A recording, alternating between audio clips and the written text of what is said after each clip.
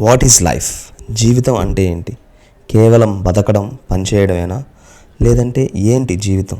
British కాలంలో మూటలు మోసి బ్రిటిష్ అరాచకాలకు, దౌర్జన్యాలకు, నికృష్టాలకు దాసోహం అనుకుంటూ మనం మాట్లాడే స్వేచ్ఛ స్వాతంత్రాలు లేక, కనీసం మన పని మన మాటలు స్వేచ్ఛగా మాట్లాడేంత స్వతంత్రం కూడా లేని ఆ పరిస్థితుల నుండి మన భారత రాజ్యాంగంలో మన భారతదేశ పౌరులుగా స్వేచ్ఛా స్వాతంత్రాలతో వికసిత భారతం వైపు ఒక సమృద్ధి, సుసంపన్నమైన భారతీయులుగా ఎదుగుతున్నామనంటే దానికి కారణం మన భారత రాజ్యాంగంలోని ఆర్టికల్ 21.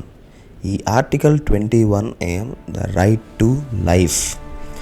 ఈరోజు మనం constitution of India series fundamental రైట్స్లో ఆర్టికల్ 21 రైట్ టు లైఫ్ గురించి డిస్కస్ చేసుకోబోతున్నాం. ఈ ఆర్టికల్ ప్రకారం ప్రభుత్వం కానీ లేదా ప్రభుత్వ యంత్రాంగం, ప్రభుత్వ అధికారులు కానీ ఏ మనిషి యొక్క ప్రాణాన్ని, వారి యొక్క స్వేచ్ఛా స్వాతంత్రాన్ని కేవలం చట్టంలో చెప్పబడిన విధంగా మాత్రమే నియంత్రించగలరు. అంటే ఒక మనిషికి తన ప్రాణం, తన స్వేచ్ఛా స్వాతంత్రాల పట్ల పూర్తి హక్కు ఉంది.